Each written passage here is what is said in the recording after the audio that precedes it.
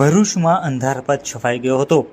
આતંકવાદ વિરોધી લડાઈને ભરૂચનું જનશક્તિનું સંપૂર્ણ સમર્થન પ્રાપ્ત થયું હતું।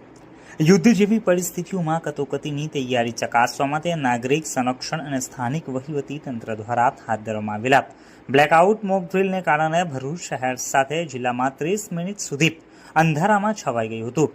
ભરૂચના લગભગ તમામ વિસ્તારોમાં મોક ડ્રીલ જોવા મળી હતી અને નાગરિક સંરક્ષણ અને અધિકારીઓની અપીલને સમર્થન આપવા માટે તેમની લાઇટો બંધ કરી દીધી હતી।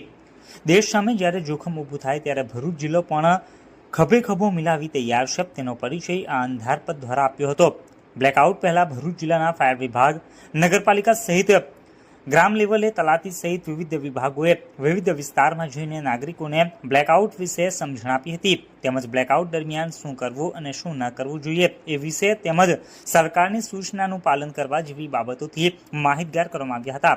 સરકારના નિર્દેશ મુજબ મોકડ્રીલમાં હવાઈ હુમલાની ચેતવણી આપનારા સાયરન, ક્રેશ, બ્લેકઆઉટ પગલાં, હુમલાની સ્થિતિમાં નાગરિકોને પોતાના બચાવવા માટે તાલીમ આપવા અને નાગરિક સંરક્ષણ સ્ટાફ સાથે સંકલનનો સમાવેશ થયો હતો।